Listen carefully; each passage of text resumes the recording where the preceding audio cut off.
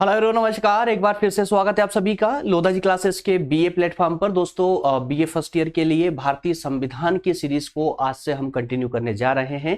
दोस्तों, जैसा कि आप लोगों ने कमेंट किया था, आप लोगों की डिमांड थी, उस डिमांड के तहत ही दोस्तों मैंने आपको पहले ही बता दिया था, जब हम भारतीय संविधान या कहे कि राजनीतिक सिद्धांत वाली सीरीज को कंटिन्यू कर रहे थे, कि इसके तुरंत कंप्लीट होते ही तुरंत हम भारतीय संविधान वाली सीरीज को स्टार्ट कर देंगे। सो दोस्तों, आज से आपका ये सेशन भी स्टार्ट हो रहा है और पर डे एक टॉपिक आपको पर डे मिलता रहेगा, जिससे कि आपकी सीरीज भी आपके एग्जाम से पहले कंप्लीट हो जाए। चलिए दोस्तों, शुरुआत करते हैं अपने सेशन की और अपने आज के इस सेशन में दोस्तों हम चूंकि संविधान के ये इस सब्जेक्ट को आज स्टार्ट कर रहे हैं, पहला ही टॉपिक हमारा होने जा रहा है और पहला ही लेक्चर होने जा रहा है। इससे पहले हमने जो है इसके सिलेबस को एनालाइज किया था, है ना, वहां देखा था कौन कौन से टॉपिक हम इस सीरीज में जो है इंक्लूड करने वाले हैं या इसमें समझेंगे। तो दोस्तों, अगर आपको अभी भी डाउट है कि सर आप कौन कौन से टॉपिक इस सीरीज में पढ़ाएंगे, तो दोस्तों इससे पहले का लेक्चर नंबर 1 है, उसमें आपको सिलेबस एनालिसिस के नाम से मिल जाएगा।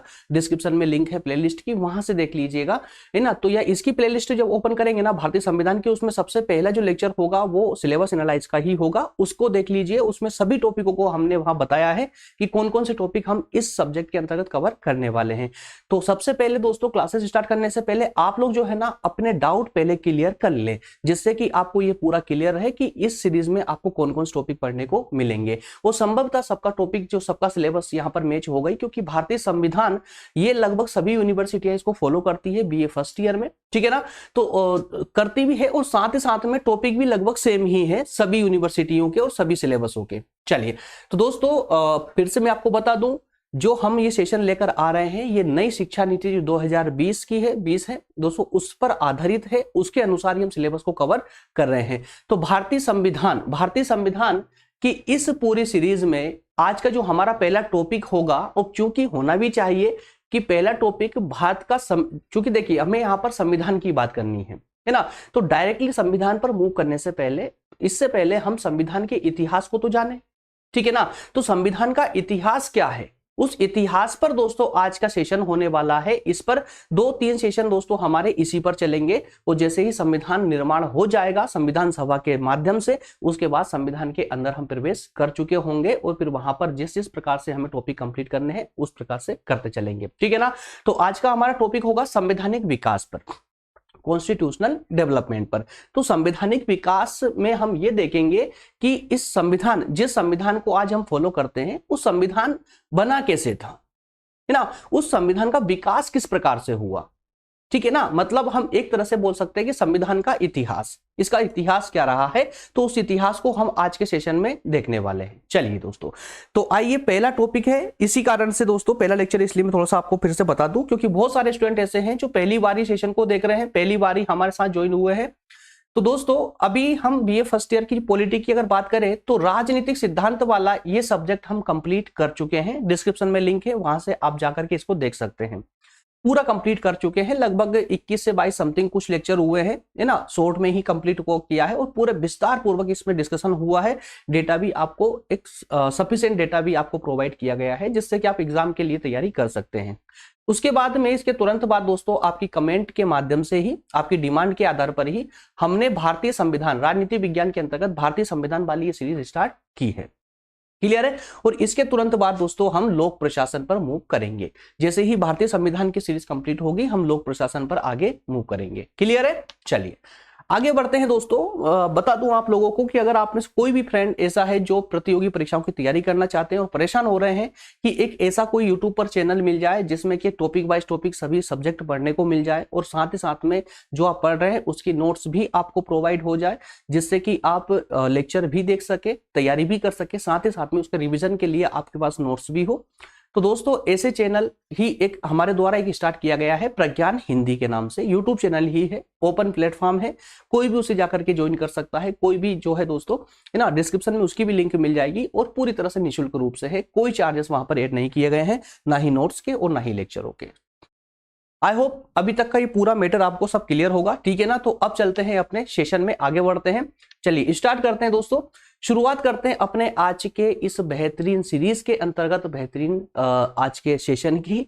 और सबसे पहला जो टॉपिक हमारा है संविधान का विकास, है ना, कि संविधान का विकास हुआ किस प्रकार से है, ठीक है। क्योंकि चूंकि ये तो हम जानते हैं कि संविधान का निर्माण किया गया है संविधान सभा के द्वारा, है ना, जिसमें 2 वर्ष से भी ज्यादा का समय लगा था।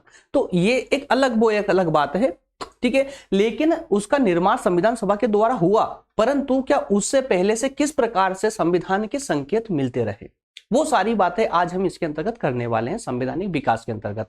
तो मेरे प्यारे दोस्तों, अब देख लीजिए कि फर्स्ट यूनिट में हम कौन कौन से टॉपिक, मतलब ये 7 टॉपिकों को कवर करने वाले हैं, जिसमें सबसे पहले संविधान विकास, उसके बाद हम संविधान सभा और संविधान के निर्माण की बात करेंगे, उसके तुरंत बाद में संविधान की क्या विशेषताएं हैं, फिर उसके बाद संविधान की प्रस्तावना, फिर जो है हम दोस्तों फंडामेंटल राइट और फंडामेंटल ड्यूटीज पर डिस्कस करेंगे, मतलब मौलिक अधिकार और मौलिक कर्तव्यों पर। उसके बाद डीपीएसपी अर्थात राज्य के नीति निरीक्षक तत्वों पर चर्चा करेंगे। लास्ट में हम संविधान संशोधन की प्रक्रियाओं को देखेंगे। तो फर्स्ट यूनिट में दोस्तों इतने सारे सब कुछ ये आपको पढ़ना है, ठीक है। और ये टॉपिक वाइज टॉपिक ही हमारे द्वारा पूरा कंप्लीट कराया जाएगा। पर डे एक टॉपिक आपको इस पर मिलता रहेगा, पर डे 3 बजे, ठीक है ना। 3 बजे इसी प्रकार से लाइव आते रहेंगे आप लोगों के लिए।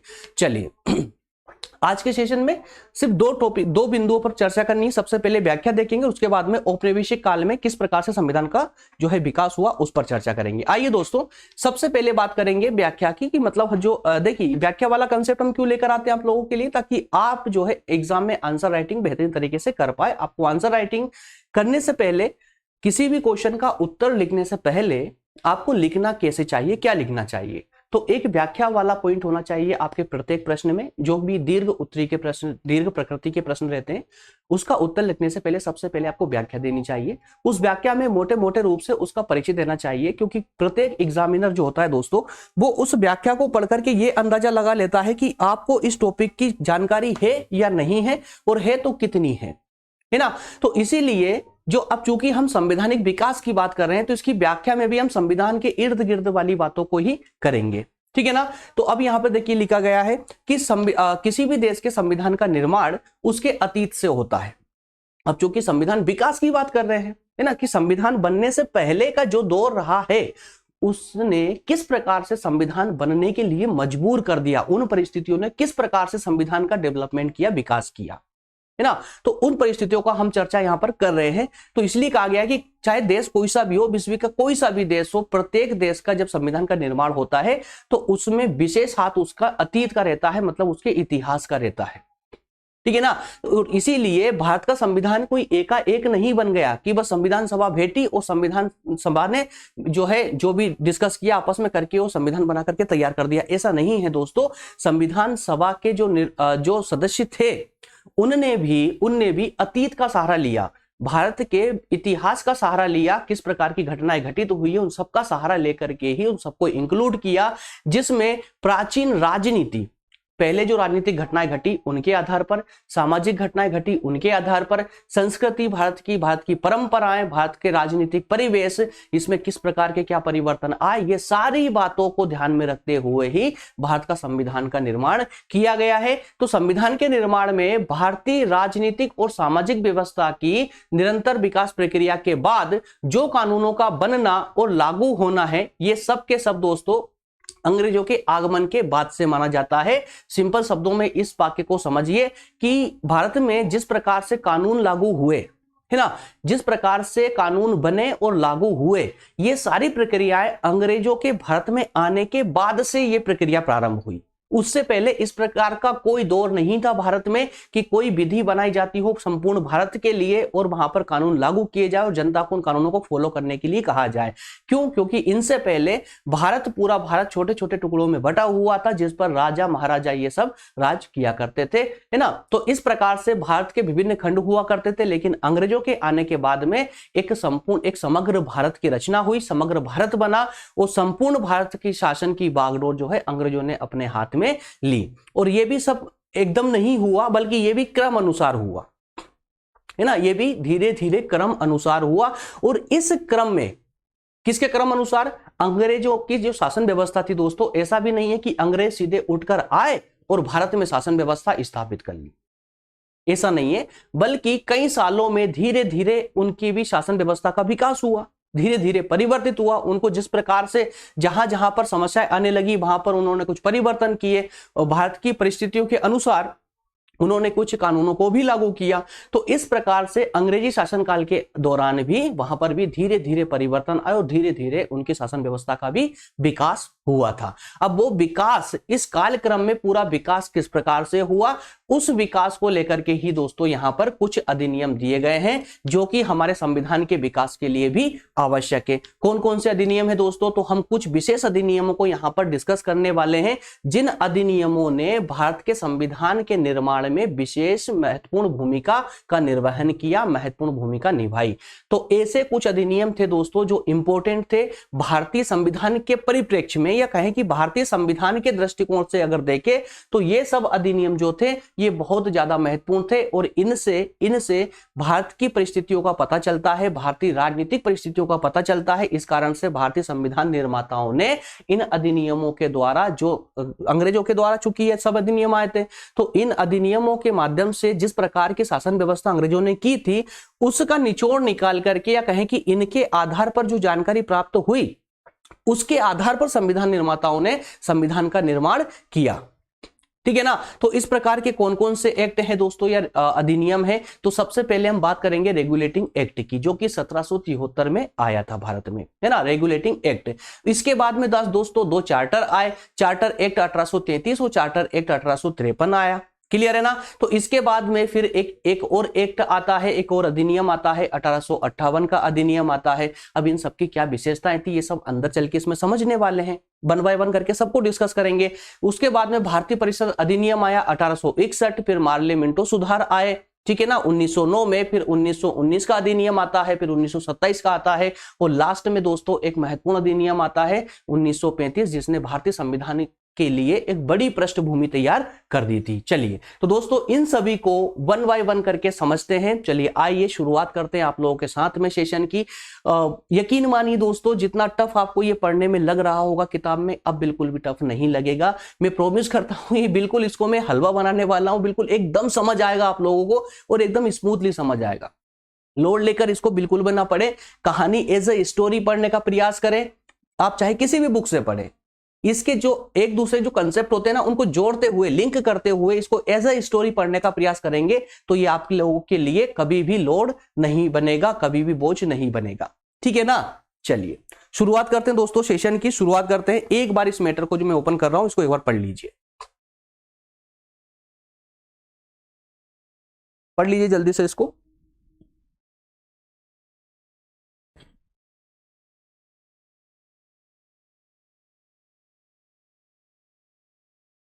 बहुत गर्मी है यार।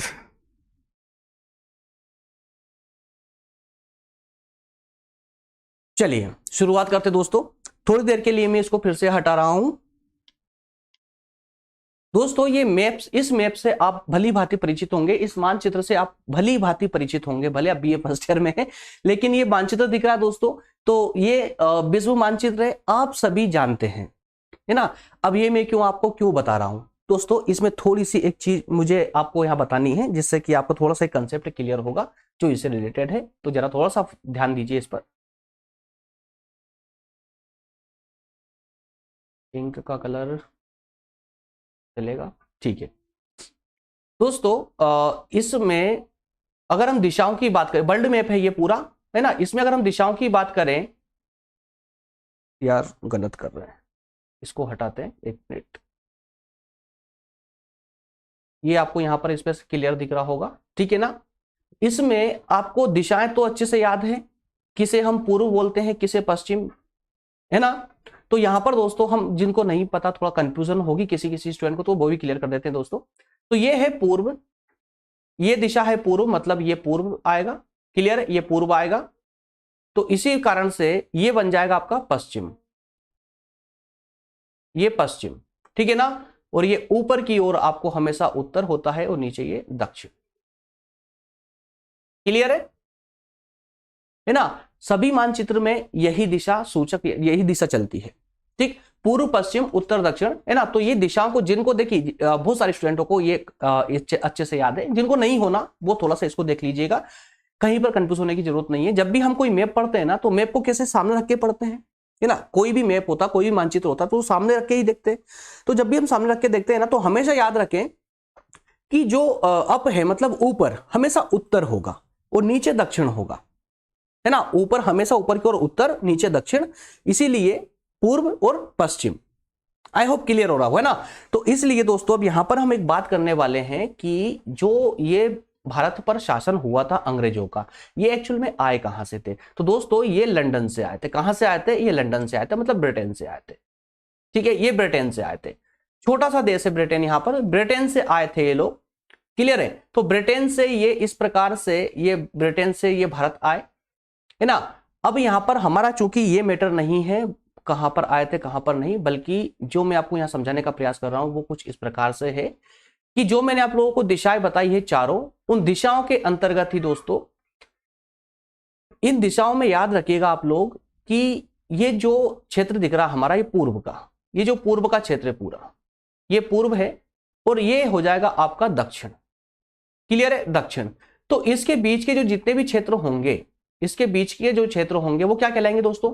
पूर्व दक्षिण। याद रखिएगा, पूर्व दक्षिण, है ना। अब यहां पर यह बात याद रखना कि जो ब्रिटिश लोग आए थे, जो अंग्रेज लोग आए थे अपनी कंपनी बना करके, ब्रिटिश ईस्ट इंडिया कंपनी, है ना, नाम सुना है आपने। तो वो जो कंपनी बनाकर ये लोग आए थे, ये जो कंपनी बनाकर आए थे दोस्तों यहां से, तो इस कंपनी को अधिकार मिले थे यहां पर आने के, व्यापार करने के लिए दक्षिण पूर्व के देशों के साथ में, दक्षिण पूर्व के देशों के साथ में। तो इसमें भारत के साथ ही साथ में दोस्तों ये विभिन्न दक्षिण पूर्व के देश भी इसी में आ जाते हैं, ये विभिन्न दक्षिण पूर्व के देश भी इसमें आ जाएंगे। ठीक है ना। तो दक्षिण पूर्व के देश में कौन कौन से हो गए दोस्तों? यहां पर बहुत सारे देश है। उन सभी देशों को अब यहां पर इंक्लूड करते हुए चलना, थोड़ा ध्यान देते हुए चलना कि जब भी हम यहां पर दक्षिण या पूर्व की बात करेंगे तो आपके अंदर कंफ्यूजन ना हो। ठीक है। श्रीलंका और भारत के बीच में, श्रीलंका माफ कीजिएगा दोस्तों, यहां पर जो है आपको एक अन्य देश दिख रहा होगा, ऑस्ट्रेलिया। यार पेन भी नहीं यार, ठीक है, ये ऑस्ट्रेलिया दिख रहा है दोस्तों। एक्चुअली साइड में रहता हूं, ऑस्ट्रेलिया दिख रहा है आपको, ये है ना, ऑस्ट्रेलिया दिख रहा है। तो इस ऑस्ट्रेलिया और भारत का जो बीच का ये पूरा स्पेस है ना, ये सारे देश इसके अंतर्गत आते हैं।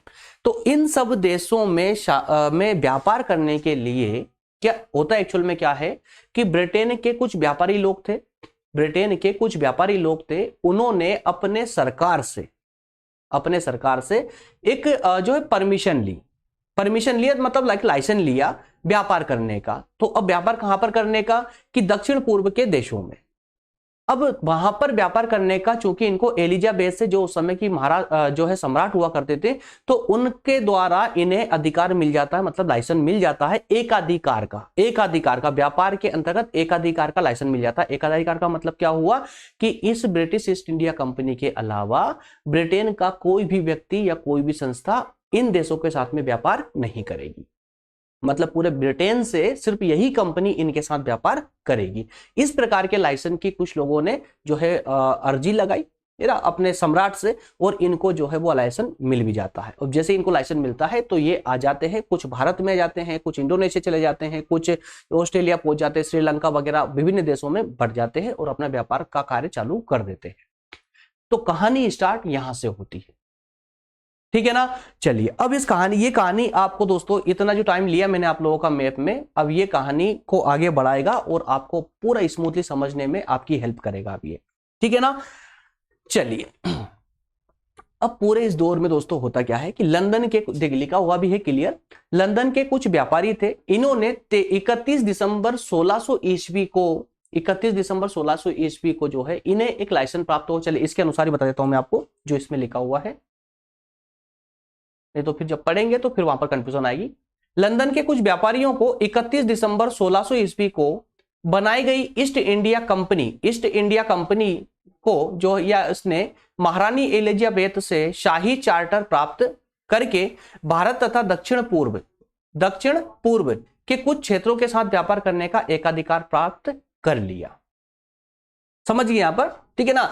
तो लंदन के कुछ व्यापारी थे, उन्होंने सोचा कि यार इन देशों के साथ में व्यापार करना उचित होगा। क्यों होगा? क्योंकि वो वास्को डी गामा जब आया था, याद होगा आपको, तो वो यहां से काफी सारी काली मिर्च लेके गया था, है ना, काली मिर्च लेकर गया था, ब्लैक पेपर जिसे बोलते हैं।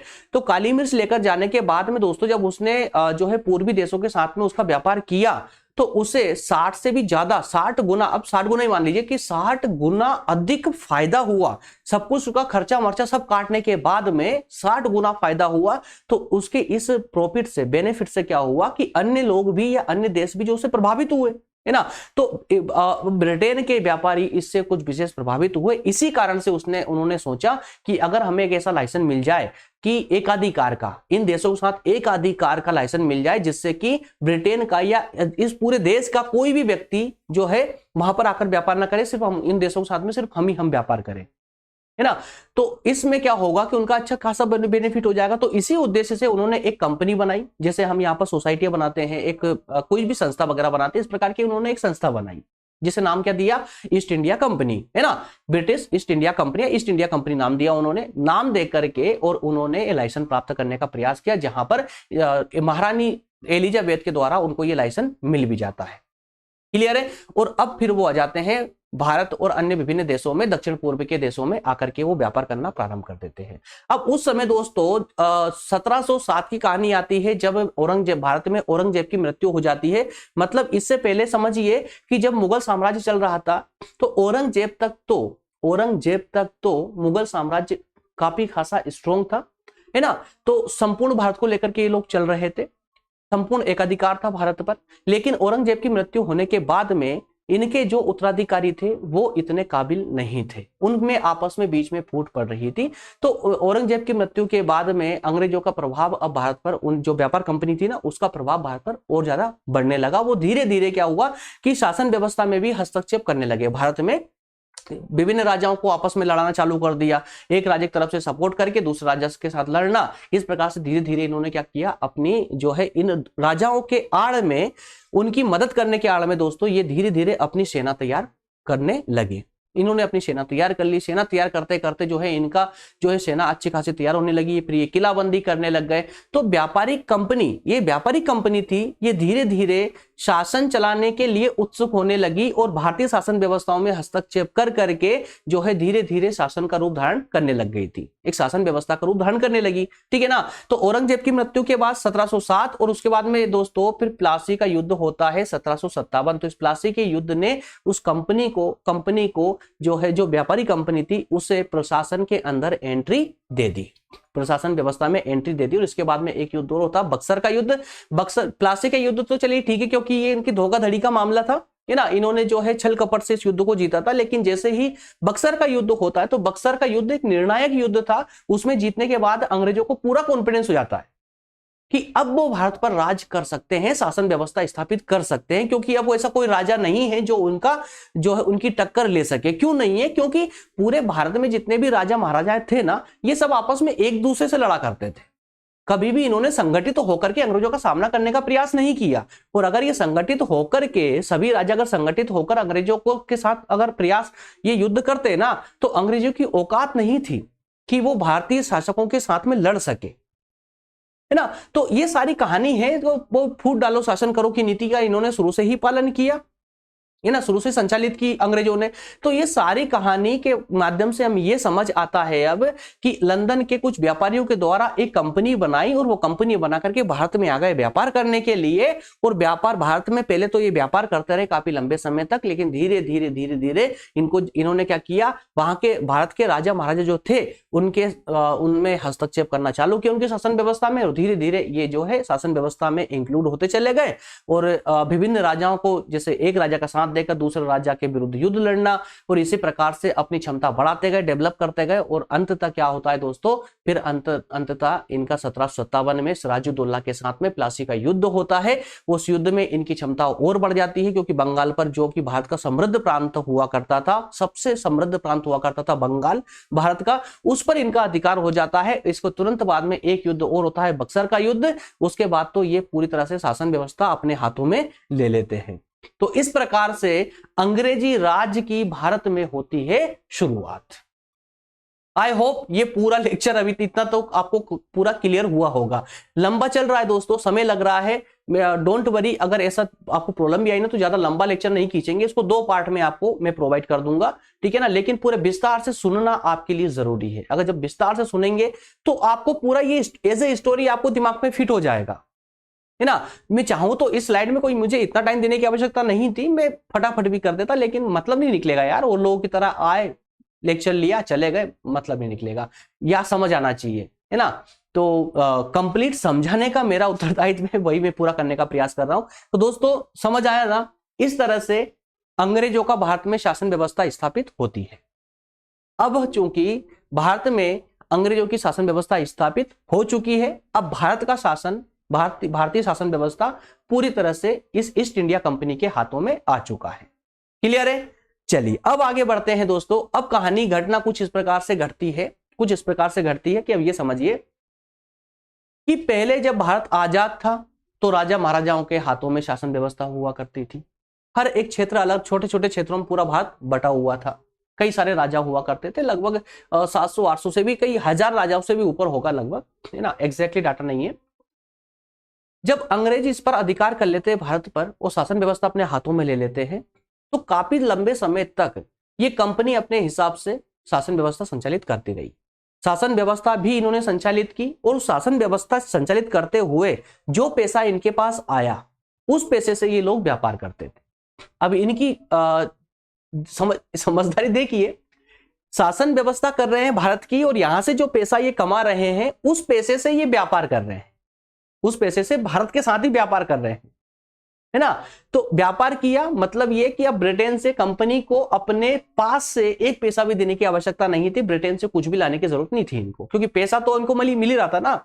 जो शासन व्यवस्था बंगाल की संचालित कर रहे थे ये लोग, तो वहां से इनको पर्याप्त पैसा मिल रहा था, क्योंकि किसानों का शोषण करना इन्होंने चालू कर दिया, अन्य व्यापारियों का शोषण करना इन्होंने चालू कर दिया, कई प्रकार की अव्यवस्थाएं भारत में फैला दी। मतलब भयंकर भ्रष्टाचार, भयंकर भ्रष्टाचार, जिसकी कोई मतलब कल्पना भी नहीं की जा सकती, इस कदर भ्रष्टाचार था। क्योंकि एक व्यापारी कंपनी के हाथ में अगर शासन व्यवस्था जाएगी तो उसे क्या खाक पता है कि शासन व्यवस्था संचालित करना कैसे है ना। उसे तो अपने लालच से मतलब था, उसे अपने बेनिफिट प्रॉफिट से मतलब था। भाई वो तो अपने कंपनी, कोई भी कंपनी अगर शासन व्यवस्था संभालेगी तो वो तो अपने लाभ के लिए कार्य करेगी ना, जनता के लिए थोड़ी ना कार्य करेगी। तो वो अपने लाभ के लिए कार्य कर रही थी, ठीक। तो ये कार्य करते करते करते करते काफी लंबे समय हो जाता है, और उसके बाद में फिर होता यह है कि अब जनता का शोषण भयानक रूप से चालू हो जाता है। शोषण इतना खतरनाक कि अब भारत में निरंतर अकाल पड़ना चालू हो गए, लोगों को खाने के दाने नहीं मिल रहे थे, ये स्थिति हो गई थी। जो बंगाल प्रांत दोस्तों सब बहुत ज्यादा समृद्ध था, बहुत ज्यादा समृद्ध था, बहुत ही ज्यादा। एक अंदाजा भी लगा सकते हो कि एक बंगाल के चक्कर में पूरे भारत को सोने की चिड़िया खा जाता था, याद रखिए। तो सोने की चिड़िया वो बंगाल, है ना। मतलब ये मान लीजिए कि जो सोने की चिड़िया पूरा भारत था, उसका जो एक दिल होता है ना, हर्ट होता है ना, वो दोस्तों वो हर्ट वो क्या था, बंगाल ही था, ठीक है। उस बंगाल में लगातार 3 अकाल पड़े, लगातार 3 अकाल पड़े भूखमरी के कारण। सोचिए कितनी बुरी स्थिति उसकी कर दी, कितना भयानक रूप से उसको लूटा होगा। तो ये सब करने से दोस्तों, ये भारतीय जनता की जो परिस्थिति बनी, जो स्थिति खराब हुई, ये स्थिति अब अन्य देशों को भी दिखने लगी। वो जनता निरंतर रूप से इनका विरोध करना प्रारंभ करा जनता ने। वो कुछ जो है कुछ लोग आए भी इसका विरोध करने के लिए, कहें कि कुछ पॉलिटिकल पार्टियां भी बनने लगी, है ना, कुछ संस्थाएं बनी, कुछ समूह बने छोटे छोटे, और ये अब विरोध करना चालू इन्होंने कर दिया। कुछ क्रांतियां होना प्रारंभ हो गई, कई प्रकार के जो है विरोध इनका होने लगा। तो जब ये विरोध धीरे धीरे भयानक रूप लेने लगा, वो जब कंपनी को लगने लगा कि यार अब क्या होगा, तो कंपनी निर्दय रूप से, या कहें कि सैनिक शासन व्यवस्था के द्वारा या सैनिकों के द्वारा उन विरोधों को कुचलना इन्होंने प्रारंभ कर दिया, है ना। तो ये जो सारी व्यवस्थाएं जब इंग्लैंड पहुंची, जब इंग्लैंड की सरकार को पता चला, ब्रिटेन की सरकार को जब पता चला कि भारत में कंपनी इस प्रकार से जो है अत्याचार कर रही जनता के साथ में, तब ब्रिटेन सोचने पर मजबूर हो गया। क्योंकि ब्रिटेन पर भी अब जो है बाहरी देशों के जो अन्य देश थे उनका दबाव आना प्रारंभ हो गया था कि आप लोग ये क्या कर रहे हैं भारत में, है ना, जनता को आप मार रहे हो वहां पर। तो इस प्रकार से ब्रिटेन की सरकार भी सोचने पर मजबूर हो गई। अब उसने सरकार ने कहा कि कंपनी, आपने बहुत शासन कमा लिया, बहुत ज्यादा शासन व्यवस्था कर ली आपने, और बहुत व्यापार कर लिया। अब सुनिए, आप लोग भारत में व्यापार करने के लिए गए थे, अब आप सिर्फ व्यापार ही करेंगे। है ना, जो शासन व्यवस्था है ना वो छोड़ दीजिए, वो हमें दीजिए। तो इस प्रकार से भारतीय शासन, भारतीय जो स्थिति थी, भारत की परिस्थिति थी, उसको सुधार करने के लिए ब्रिटिश सरकार के द्वारा दोस्तों कुछ अधिनियम पारित किए थे। उन अधिनियमों में सबसे पहला अधिनियम भारत में कुछ बनकर आया, कुछ कानून व्यवस्था आई भारत में बन करके, तो वो कानून व्यवस्था पहली थी रेगुलेटिंग एक्ट। ये पहला था, इसलिए मैंने इतना समय दिया आपको समझाने में, बाकी में इतना समय नहीं लगेगा। तो रेगुलेटिंग एक्ट दोस्तों एक ऐसा अधिनियम था जो भारत में पहली बार आया था। याद रखिएगा, ब्रिटिश शासन के अंतर्गत पहली बार कोई अधिनियम आने वाला अधिनियम जो था वो रेगुलेटिंग एक्ट 1773 ही था। और इस एक्ट के द्वारा ही अब कंपनी के व्यापार पर कुछ प्रतिबंध लगना प्रारंभ हो गए। और ये प्रतिबंध लगाया किसने था? ब्रिटेन की सरकार ने, जिन्होंने इनको लाइसेंस दिया था इस कंपनी को भारत में व्यापार करने का, है ना। तो ब्रिटेन सरकार ने बोला कि साहब आप व्यापार करने के लिए गए थे और आप ये क्या कर रहे हो, है ना। तो जो आपने अर्जित किया है ना, उन्होंने ये नहीं बोला कि आप छोड़ दीजिए, वापस राजाओं को दे दीजिए उनका शासन व्यवस्था, नहीं, उन्होंने बोला ये शासन व्यवस्था हमें दीजिए, अब इससे शासन व्यवस्था पैसा हम कमाएंगे, व्यापार करके तुम लूटो, शासन करके हम लूटेंगे, है ना, दोनों हाथ से लूटना चाहिए भारत। तो इस प्रकार की इन्होंने शासन व्यवस्था अब स्थापित जो की थी वो अब ब्रिटेन सरकार के पास चली गई। तो आइए थोड़ा सा इसको पढ़ते हैं और आपका डाउट पूरा क्लियर करते हैं। बहुत मजेदार स्टोरी दोस्तों, है ना। तो इसको इसी प्रकार से अगर पढ़ेंगे ना तो आपको कोई प्रॉब्लम नहीं आएगी, पूरा एकदम सटीक रूप से याद होता चला जाएगा। चलिए, भारत के संवैधानिक इतिहास में 1773 का जो एक्ट है दोस्तों ये बहुत महत्वपूर्ण है, क्योंकि ये भारत में कंपनी के प्रशासन पर ब्रिटिश संसदीय नियंत्रण के प्रयासों की शुरुआत थी। ब्रिटिश संसदीय नियंत्रण मतलब ब्रिटेन की जो संसद थी उसका नियंत्रण कंपनी पर, कंपनी जो भारत में काम कर रही थी उस कंपनी पर नियंत्रण लगाने वाला पहला अधिनियम था ये, ठीक है ना। तो इस एक्ट के बाद कंपनी के अधीन जब ये एक्ट पारित हुआ, जैसे ही एक्ट पास हुआ तो इस एक्ट के बाद में कंपनी के अधीन जितने भी क्षेत्र थे भारत में उसका प्रशासन अब कंपनी के व्यापारियों का निजी मामला नहीं बचा, ठीक है। कंपनी के जो लोग थे, जो शासन व्यवस्था चला रहे थे ना, अब उनका निजी मामला नहीं बचा, वो सरकारी हो गया। क्यों? क्योंकि अब इसका कामकाज कौन देखेगा? शासन व्यवस्था चलाएंगे यही लोग ही, कंपनी के लोग ही चलाएंगे, लेकिन अभी तक, है ना, अभी रेगुलेटिंग एक्ट तक तो, लेकिन इसकी पूरी व्यवस्था कौन करेगा? ब्रिटेन की संसद करेगी। तो 1773 के रेगुलेटिंग एक्ट में भारत में कंपनी के शासन के लिए पहली बार एक लिखित संविधान प्रस्तुत किया गया। लिखित संविधान क्यों बोला दोस्तों? क्योंकि लिखित रूप से कुछ कानून बनाए गए थे भारत के शासन चलाने के लिए, पहली बार कुछ लिखित कानून बनाए गए थे। इसीलिए दोस्तों, इसीलिए ये रेगुलेटिंग एक्ट भारतीय जो संवैधानिक विकास है या संविधान का इतिहास है उसके लिए एक महत्वपूर्ण दौर रहा था ये। आई होप क्लियर हो रहा है दोस्तों, यहां तक का पूरा क्लियर है ना। चलिए, तो अब कहानी और आगे बढ़ती, रेगुलेटिंग एक्ट से आगे बढ़ती है। अब कहानी पहुंचती है चार्टर एक्ट 1833 पर। याद रखिएगा, इन हर एक सरकार ने डिसाइड किया था रेगुलेटिंग एक्ट के समय में ही, जब इन्होंने 1773 में रेगुलेटिंग एक्ट पास किया, उस समय ही सरकार ने, किस सरकार ने? ब्रिटेन की सरकार ने, ब्रिटेन की संसद ने एक विचार किया था कि एक काम करेंगे कि हर 10 साल में ना एक अधिनियम डालते रहेंगे ताकि कंपनी पर नियंत्रण बना रहे और भारत से जो लूटा हुआ पैसा है वो निरंतर ब्रिटेन आता रहे, व्यवस्थित रूप से चलता रहे, क्योंकि उनका मानना था कि हर 10 साल में परिस्थितियां बदलती है, चेंज होती है, तो उसके अनुसार ही शासन व्यवस्था होनी भी चाहिए, है ना। तो इसी प्रकार से उसके 10 साल बाद, 73 के बाद में दोस्तों, उसके 10 साल बाद में, मतलब पहले चार्टर एक्ट आया तो इस प्रकार से हर 10 साल में चार्टर एक्ट लाने की बात की गई थी। तो 1833 में एक चार्टर आता है। तो भारत में अंग्रेजी शासन के दौरान संविधान निर्माण के संकेत 1833 से के चार्टर से मिलना प्रारंभ हो जाते हैं। जरा कैसे, आप समझिए इसको। संविधान निर्माण के संकेत 1833 के चार्टर से मिलना प्रारंभ हो जाते हैं। इस एक्ट के द्वारा गवर्नर जनरल की जो परिषद थी, गवर्नर जनरल की परिषद, इसमें विशेष परिवर्तन किए गए थे। क्या क्या परिवर्तन किए गए थे? बहुत सारे इसमें कार्य हुए थे। कंपनी के व्यापार के एकाधिकार को समाप्त कर दिया गया। अब देखिए, रेगुलेटिंग एक्ट में क्या कहा था? भाई आप व्यापार भी कर रहे हैं और शासन भी चला रहे हैं, तो शासन चलाना छोड़िए, वो हमारा काम है, हम चला लेंगे। किसने बोला था? ब्रिटेन की संसद ने। अब जब ये चार्टर आया तो इस चार्टर में कहा कि आप जो व्यापार कर रहे हैं ना, इस पे जो आपका एकाधिकार है, अब ये एकाधिकार भी नहीं रहेगा आपका, क्योंकि आपके हाथ में शासन व्यवस्था है ना। भले निर्णय हम ले रहे हैं, मतलब संसद ले रही है, परंतु चला तो आप ही रहे हैं। तो अब एक काम कीजिए, इस कंपनी का काम जो है शासन व्यवस्था चलाने का ही रख देते हैं, और जो व्यापार करने का एकाधिकार तुम्हें प्राप्त है ना, वो तुमसे छीना जाता है। सिर्फ एक चीज को छोड़ करके, क्या छोड़ करके? चाय का व्यापार आप करेंगे, आपका स्वयं का होगा, है ना, और चीन के साथ जो व्यापार होगा वो तुम्हारा होगा। इसके अलावा कोई सा भी व्यापार पर एकाधिकार आपका नहीं रहेगा। मतलब आप भी, आपकी कंपनी भी करेगी, कर सकिए, लेकिन और भी लोग करेंगे, क्योंकि ब्रिटेन में और भी तो व्यापारी थे। अब उन लोगों ने आवाज उठाना चालू कर दिया, क्योंकि उनको दिखाना कि यार भारत के साथ व्यापार करने में इतना फायदा, तो हम क्यों बैठे हुए हैं। तो उन्होंने निरंतर रूप से ब्रिटेन की संसद में उंगली करना चालू कर दिया कि भाई ये एकाधिकार खत्म करो कंपनी का, हमें भी तो मौका दो, है ना, किसी प्रकार से हम भी व्यापार करें, हम भी तो लूटे भारत को, है ना, या दक्षिण पूर्वी देशों को, जो भी है। तो इस उनके दबाव में आकर के ब्रिटेन की संसद ने क्या किया, कंपनी का जो व्यापार का एकाधिकार था ना, वो एकाधिकार खत्म कर दिया। सिर्फ चाय का और चीन के साथ व्यापार को छोड़ करके बाकी सारा एकाधिकार समाप्त कर दिया। इसी चार्टर एक्ट के माध्यम से ही दोस्तों, हालांकि सिविल सेवा के की जो भी व्यवस्था की गई थी वो पहले से कर दी गई थी, लेकिन पहले से इसमें सिविल सेवा में जो है परीक्षा देने के लिए, सिविल सेवा के लिए उसमें कुछ इस प्रकार की व्यवस्था थी कि बहुत कड़े नियम इसमें लागू किए गए थे, और विशेष करके ब्रिटेन के लोग ही इसमें शामिल होते थे। ब्रिटेन के लोग शामिल होते थे सिविल सेवा परीक्षा में, और वहां पर 100 लोग पास होकर के वो भारत पर शासन करते थे। लेकिन इस चार्टर एक्ट के माध्यम से भारत की जो है डिमांड के आधार पर भारतीय जनता के द्वारा काफी रूप से जो है इसकी डिमांड की गई थी कि जो सिविल सेवा परीक्षा है ये सबके लिए खोली जाए, सबके लिए खोली जाए।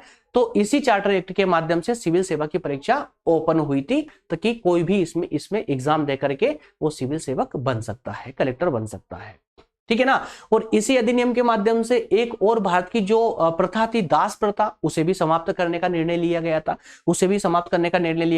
ठीक है ना। तो सिविल सेवा की खुली प्रणाली की शुरुआत इसी चार्टर के माध्यम से होती है, वो दास प्रथा की समाप्ति इसी चार्टर के माध्यम से होती है। इसके अलावा एक बड़ा कदम इसके माध्यम से उठाया गया था दोस्तों, बहुत बड़ा कदम, जो हमारे संविधान को लेकर के, संविधान के विकास को लेकर के सबसे ज्यादा महत्वपूर्ण था, वो यही था। इसी के कारण से कहा गया कि इस चार्टर में संविधान निर्माण के संकेत नजर आते थे। किससे? कि गवर्नर जनरल को, जो अभी तक बंगाल का गवर्नर जनरल था ना, उस बंगाल के गवर्नर जनरल को पूरे भारत का गवर्नर जनरल बना दिया गया था। अभी तक सिर्फ बंगाल का गवर्नर जनरल था, वो सिर्फ बंगाल पर ही शासन चला रहा था। तो अब पूरे भारत को, अखंड भारत की रचना कर दी कुल मिलाकर इन लोगों ने, और पूरे भारत का एक ही, जिस प्रकार से राष्ट्रपति है अभी, इस प्रकार से एक गवर्नर जनरल नियुक्त कर दिया पूरे भारत का, ठीक है ना। तो इस पद ने, ये गवर्नर जनरल वाले पद ने भारतीय संविधान के निर्माण में विशेष भूमिका का निर्वहन किया। क्लियर है? तो दोस्तों ये चार्टर एक्ट 1833 की कहानी भी आपको पूरी याद रहना चाहिए, है ना। चलिए अब आगे बढ़ते हैं दोस्तों इसमें। अब कहानी इससे और आगे बढ़ती है, एक अन्य 10 साल बाद फिर से एक अलग सा चार्टर आता है, एक अन्य चार्टर आता है, वो आता है 1853 का। आप करना 10 साल बाद बोल रहे हैं इसको, 20 साल की कहानी है पूरी ये यार कर्मी। बेसिकली पहले निर्णय इनके, देखिए एक बात याद रखना, भारत की परिस्थितियों को देखते हुए, जनता की डिमांड को देखते हुए, जनता की विभिन्न जो क्रांतियां हो रही थी उनको देखते हुए, जनता के आंदोलन को देखते हुए, ब्रिटिश सरकार बोलती कुछ और थी, करती कुछ और थी। भारतीय जनता को आश्वासन दिया था कि हर 10 साल में यहाँ पर एक अधिनियम आएगा भारत के प्रशासन में सुधार करने के लिए, लेकिन वो चलते अपने मर्जी पे थे। अब जैसे चार्टर की बात हुई थी, हर 10 साल के लिए हुई थी, लेकिन कब रहा देखिए, 1833 में आया, उसके बाद 53 में आ रहा है, ठीक है ना। तो ये 20 साल बाद में अन्य चार्टर आता है, ठीक है। वो तो कभी कुछ और बोल जाए, कभी 10 साल का बोलती, कभी उसने बोला कि अब हर 20 साल में एक चार्टर आता रहेगा। तो ये सिर्फ उनकी संसद में जो चलती थी बहस, संसद के आधार पर, कुल मिलाकर ये मान लीजिए कि वो सिर्फ अपने लिए शासन व्यवस्था स्थापित की थी उन्होंने, और अपने हिसाब से ही शासन व्यवस्था संचालित कर रहे थे। उनको भारतीय जनता से कोई लेना देना नहीं था। हाँ, लेकिन जब भारतीय जनता ने अपना उग्र रूप दिखाना प्रारंभ किया, तो उनको संतुष्ट करने के लिए फिर धीरे धीरे जो है भारत की ओर ये ब्रिटिश जो संसद थी वो धीरे धीरे झुकना प्रारंभ भी हुई थी। तो ये एक अलग कहानी है, विशेषकर हमें ये सारी कहानी है तो दोस्तों आगे बहुत सारी डिस्कस करने को मिलेगी हमको, लेकिन फिलहाल जो हमें करना है ना, ये चार्टर, सिर्फ चार्टर को हम किस परिप्रेक्ष्य में पढ़ रहे हैं यहाँ पर, जिससे कि हमारे संविधान का विकास में महत्वपूर्ण भूमिका है। नहीं तो ये जो चार्टर, जो अधिनियम हम पढ़ रहे हैं, इन अधिनियमों को बहुत बड़ी भूमिका है। एक अधिनियम पे 1 घंटे का सेशन भी कम पड़ता है, याद रखिएगा, 1 घंटा भी कम पड़ता है, क्योंकि एक ही अधिनियम को अगर पूरे विस्तार से एक्सप्लेन करने लगेंगे ना तो दोस्तों उसमें कम से कम 1.5 से 2 घंटे का एक ही सेशन होगा। लेकिन हमें चूंकि यहाँ पर 9 चार्टर या 9 अधिनियमों को डिस्कस करना है, तो 9 अधिनियमों के लिए सोचिए, है ना। तो अभी हमें सिर्फ और सिर्फ जो बात कर रहे हैं ना, हम अपने सिलेबस के डाटा के अनुसार बात कर रहे हैं, और उसके अनुसार ही हम यहाँ पूरा डिस्कस कर रहे हैं कि जितना संविधान के विकास के लिए पॉइंट आवश्यक है, सिर्फ उन्हीं पॉइंटों पर हम यहाँ पर डिस्कस कर रहे हैं, याद रखिएगा, ठीक है। तो दोस्तों नेक्स्ट जो चार्टर आया वो आता है 1853 में, और इस चार्टर की क्या खासियत थी दोस्तों, इसकी भी एक विशेषता थी, और विशेषता ये थी, वो चलिए और पढ़ लेते हैं जिससे कि आपका क्लियर हो। एक मोटे मोटे रूप से मैं आपको थोड़ा सा इस चार्टर के बारे में बता दूं, जिससे आपके अंदर एक स्टोरी क्रिएट होना चालू हो जाए। दोस्तों यहां पर क्या होता है कि इस चार्टर के द्वारा, चूंकि हम संविधान विकास की बात कर रहे हैं ना, तो संविधान में कौन कौन से पॉइंट महत्वपूर्ण थे हम उस पर विशेष चर्चा करेंगे, है ना। तो इस चार्टर में होता क्या है कि ये चार्टर आया, तो इस चार्टर में इससे पहले 1853 के चार्टर से पहले जो शासन व्यवस्था संचालित हो रही थी कंपनी के द्वारा, उसमें क्या था दोस्तों, उसमें जो कार्यपालिका, समझते हैं ना आप, कार्यपालिका और विधायिका, विधायिका क्या करती है, कानून बनाती है, और कार्यपालिका क्या करती है दोस्तों, कार्यपालिका उन कानूनों का संचालन करती है। तो ये दोनों काम अभी तक एक ही व्यक्ति कर रहा था, गवर्नर जनरल, कानून भी वही बना रहा था और उनका संचालन भी वही कर रहा था। तो यहां पर वो स्वेच्छाचारिता कर रहा था, मतलब कि उसकी मर्जी चलती थी बस पूरी तरह से। तो गवर्नर जनरल की जो परिषद थी ना, वो परिषद के माध्यम से ही ये सारा कामकाज होता था, मतलब एक ही व्यक्ति दोनों काम करता था, कानून बनाने का भी और उसको संचालित करने का भी। इस कारण से भ्रष्टाचार और ज्यादा फैल रहा था और व्यवस्था बहुत बुरी तरह से खराब हो चुकी थी भारत की। तो इस चार्टर के माध्यम से ब्रिटेन की संसद ने इन दोनों कामों को अलग अलग कर दिया था। किसको, विधायी कार्य अलग कर दिए और प्रशासनिक कार्य अलग कर दिए। समझिएगा, विधायी कार्य मतलब ये कि उस परिषद, जो परिषद थी गवर्नर जनरल की, उस परिषद के ही 2 टुकड़े कर दिए, समझ लीजिए। एक परिषद क्या करेगी, सिर्फ कानून बनाएगी, और दूसरी परिषद क्या करेगी, उनका संचालन करेगी। बस इतना सा। अब पढ़िए इसको, अब पूरा समझ आएगा। पेन लेते हैं जिससे कि ओके, यह चार्टर अंतिम चार्टर था। इस एक्ट के अंतर्गत भारतीय गवर्नर जनरल की परिषद को, किसकी, भारतीय गवर्नर जनरल की परिषद को, भारतीय गवर्नर जनरल, याद रखिएगा दोस्तों, इस चार्टर से पहले 1833 चार्टर में बंगाल के गवर्नर जनरल का पद समाप्त करके और भारत का गवर्नर जनरल पद बनाया था, है ना। तो अब जो गवर्नर जनरल था पहले बंगाल का, जो सिर्फ बंगाल पर शासन कर रहा था, अब वो पूरे भारत पर करेगा। तो भारतीय गवर्नर जनरल की जो परिषद थी उसको ऐसे विधायी प्राधिकरण के रूप में रखा जो पूरे ब्रिटिश भारत के लिए विधियां बनाने में सक्षम था। मतलब कुल मिलाकर के भारत के गवर्नर जनरल की जो परिषद थी, अब उसमें दोस्तों उसे इतना सक्षम बनाया कि वो पूरे भारत के लिए कानून बना सके, है ना। और इसी के लिए इस परिषद में 2 प्राधिकरण बना दिए, एक विधायी प्राधिकरण बना दिया और एक प्रशासनिक प्राधिकरण बना दिया। याद रखिएगा, 2 विभाग बना दिए, एक विधायी विभाग और एक प्रशासनिक विभाग। विधायी विभाग का क्या कार्य होगा, वो कानून बनाएगा, और प्रशासनिक विभाग का क्या कार्य होगा, वो जो है उस कानूनों का संचालन करेगा जो विधायिका ने बनाए हैं। क्लियर है। तो इसके लिए इसके स्वरूप और संगठन में परिवर्तन कर दिए। किसके स्वरूप संगठन में, परिषद के, गवर्नर जनरल की जो परिषद थी दोस्तों उसके स्वरूप में परिवर्तन कर दिया, जिससे पूरी प्रणाली ही परिवर्तित हो गई, पूरी प्रणाली चेंज हो गई। मतलब ये जो परिषद थी, मैंने जैसे प्रारंभ में बताया, इस परिषद के 2 टुकड़े हो गए, पूरी व्यवस्था ही बदल गई, है ना। तो विधायी कार्यों के लिए परिषद में, विधायी कार्य, कानून बनाने के लिए, विधायी कार्य मतलब समझिए कानून बनाना, है ना, कोई भी अधिनियम बनाना, कोई भी कानून बनाना, शासन संचालित करने के लिए। तो उन विधायी कार्यों के लिए जो परिषद थी, उस परिषद में 6 विशेष सदस्य जोड़ करके इस परिषद का विस्तार कर दिया, बड़ी कर दी। पहले एक व्यक्ति के द्वारा, 2 व्यक्ति के द्वारा, या पहले जो है 4 व्यक्ति थे जो बीच में हटा भी दिए गए थे। तो 4 व्यक्तियों के द्वारा विधायी परिषद चल रही थी, ऐसे चल रही थी बस, है ना, किसी भी प्रकार से। 4 थे, कभी 3 हो गए, कभी बढ़ा दिया, घटा दिया, चलता रहता था उन लोगों का। लेकिन अब इसमें और सदस्य जोड़ करके और 6 सदस्य बना दिए, और 6 सदस्यों के की एक समिति बनाई, या कहें कि परिषद बनाई, और इस परिषद के माध्यम से ही अब भारत में कानून बनने लगे। तो अब यहाँ पर दोस्तों देखिए, छोटे छोटे अंश आपको देखने को मिल रहे हैं संविधान के, जो आज हमारा संविधान है उसके छोटे छोटे अंश देखने को मिल रहे हैं। विधायी, ये जो विधायी विभाग बना था और प्रशासनिक विभाग बना, तो ये विधायी विभाग से हमें प्रेरणा मिली विधायिका की। किसकी? विधायिका की, जो आज हमारी विधायिका है। प्रशासनिक विभाग से हमें प्रेरणा मिलती है कार्यपालिका की, कार्यपालिका की जो आज कार्यपालिका है ना, जिसके प्रमुख कौन होते हैं? राष्ट्रपति होते हैं, है ना। तो दोस्तों इस प्रकार से यही, इसीलिए हम इसको डिस्कस कर रहे हैं कि ये जो छोटे छोटे पॉइंट जो विभिन्न चार्टरों में, विभिन्न अधिनियमों में धीरे धीरे आए और उनसे हमने सीख प्राप्त की कि भारत की शासन व्यवस्था किस प्रकार से चलनी चाहिए। क्योंकि देखिए, अंग्रेजों ने इतने लंबे समय शासन किया भारत पर, तो अंग्रेजों को कितना नॉलेज हो चुका होगा भारतीय राजनीति के बारे में, और अंग्रेजों से के अलावा भारत की राजनीति के बारे में किसी को नॉलेज नहीं था। क्यों नहीं था? क्योंकि इस प्रकार से अखंड भारत पर किसी ने शासन किया ही नहीं उससे पहले कभी भी, है ना। तो इस कारण से अंग्रेजों को पूरा नॉलेज हो चुका था। तो अंग्रेजों के द्वारा जिस प्रकार से शासन व्यवस्था का संचालन किया था, तो उस पूरी प्रक्रिया को देखना, उस पूरी प्रक्रिया का अध्ययन करके ही हम संविधान का निर्माण कर सकते थे, और वही हमारे संविधान निर्माताओं ने कार्य किया। तो विभिन्न जो समय समय पर चार्टर आए, विभिन्न समय पर अधिनियम आए, उन सभी अधिनियमों का अध्ययन करके ही संविधान का विकास होना प्रारंभ हुआ, और वही हम लोग ये कर रहे हैं, उन्हीं को पढ़ रहे हैं कि कौन से चार्टर से, कौन से अधिनियम से हमें क्या क्या प्राप्त हुआ था संविधान के लिए। क्लियर है ना दोस्तों?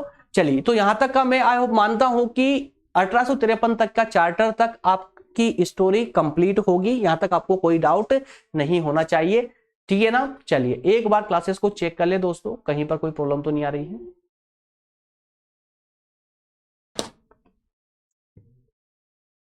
सेशन काफी लंबा हो चुका है, इसको दोस्तों दो पार्ट में करना ही पड़ेगा, दो पार्ट में करना पड़ेगा, क्योंकि अगर इसको कंटिन्यू करेंगे तो अभी हमारे पास में 6 अधिनियम और भी है, उसके बाद में और संविधान सभा के निर्माण पर भी इसी पार्ट में डिस्कस करना है, तो ये कम से कम 2 घंटे पर सेशन जाने वाला है। इस कारण से इसको पार्ट में पढ़ेंगे, है ना। तो क्योंकि क्लासेस का टाइम कंप्लीट हो चुका है दोस्तों, 40 मिनट से ऊपर क्लास नहीं होना चाहिए थी, लेकिन हो चुकी है। तो अगले पार्ट पर डिस्कस कंटिन्यू रहेगा, एज ए स्टोरी ही रहेगा दोस्तों, ठीक है ना। चलिए मिलेंगे नेक्स्ट पार्ट में, धन्यवाद, थैंक यू।